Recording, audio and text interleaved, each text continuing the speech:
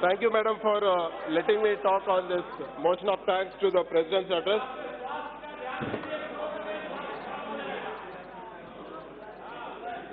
Madam, to start off, I would like to reiterate that our party is opposed to NRC and even NPR. Our government has issued a GO where they have removed objections by the minority community, and that GO is going to be enforced in our state.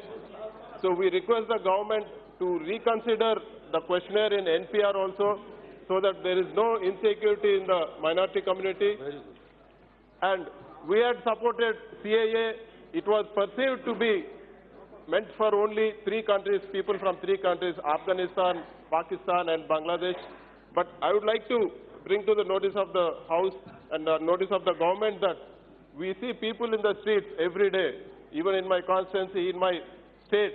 So government has to address this. Government has to see that there is no insecurity in the minority community. I hope the government acts on this, Madam. Madam, and coming to our issues, Andhra Pradesh is a new state. It's a new baby, ma'am. We've been requesting for the past 6 years, from when AP Reorganization Act has been passed. We've been requesting that we need support. We were born with unviable finances. So we've been asking for special category status. It was promised on this very floor of the House.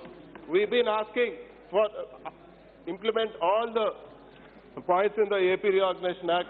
We request the government to act on this.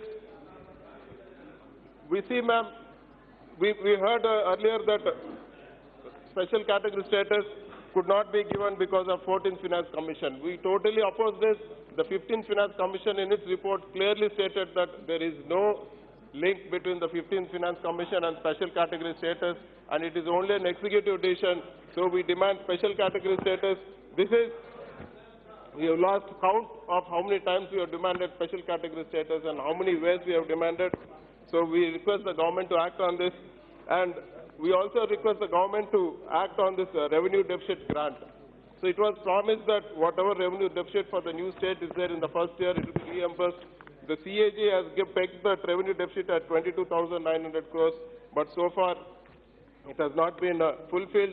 And we also request the government to release the backward district development fund which was promised to us. It has been pending for more than 2 years. The backward district of Rayalaseema, 4 districts and 3 in Uttarandhra, we are demanding that the funds be released at an earlier date. Madam, the most important project for our state is Polavaram.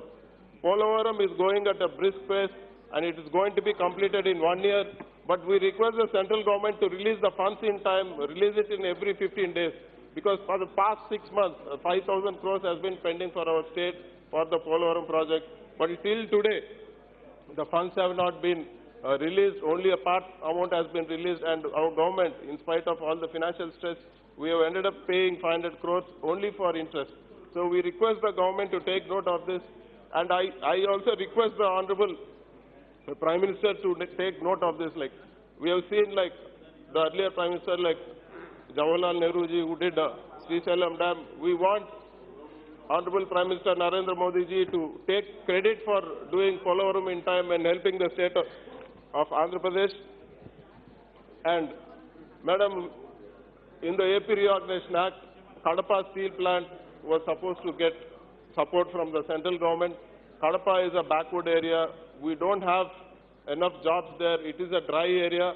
So we request the government to keep up its word and help in setting up this Kadapa Steel Plant. And also, a port has been promised. Ramayapatnam port has been promised. RITES has come with their techno-feasibility report where it is viable.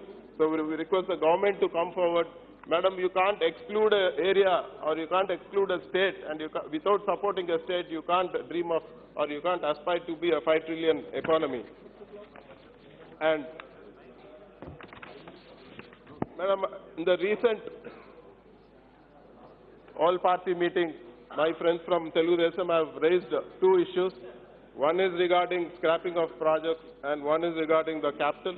So I would like to clear air about this, though it is a state issue, but since they have raised a number of times, they have been talking about this. So I would like the House also to understand what is happening in Andhra Pradesh. Our government is under severe financial stress.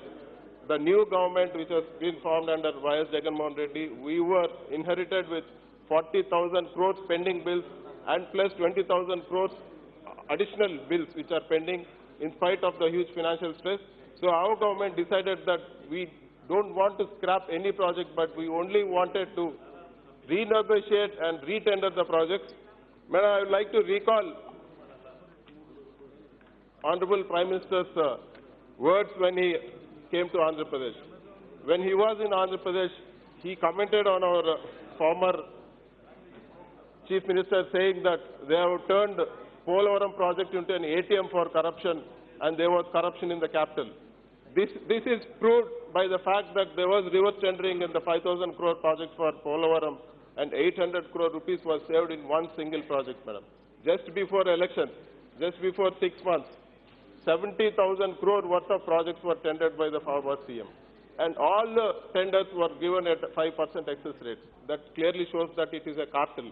And now, after retendering, we are saving close to 10 to 15% in each and every tender, madam. There's one example I would like to give in Veligonda. There's a tunnel work which happened. The same contractor who had got a work at 5% excess, and the same contractor has bid after a month. When we retendered, he has bid for 15% less. So where is this money going, madam? Where did this money go? And why has it not been done before is our question. And even to talk about affordable housing in TIDCO, where the central government sponsors one portion and state government does one portion, and the third portion is borne by the beneficiaries. So it was tendered at 2,200. Our state government for 7 lakh units, they have retendered it, and now today we are saving 400 rupees per SFT. That means each household, all the 7 lakh households are getting a saving of 1 lakh per household. That is substantial for the poor people, madam. This is what our CM is trying to do. He is taking everything in a transparent way, and he, in fact, is the first state in India to put a judicial commission to vet all tenders. Each and every tender is transparent, and any tender above 1 crore has been will go for a reverse auction where there is substantial savings for the government. Madam, I would like to also bring to the notice of the House that in our capital area there were tenders for temporary buildings. If you go anywhere in India, the construction cost is 1,500 rupees per SFT. But if you see in our capital Amaravati, temporary buildings with land free and sand free were given at 11,000 rupees per SFT. So, madam, we have to question such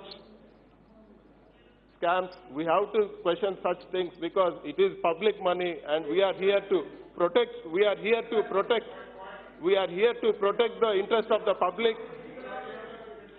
And I'm coming to a point, please. And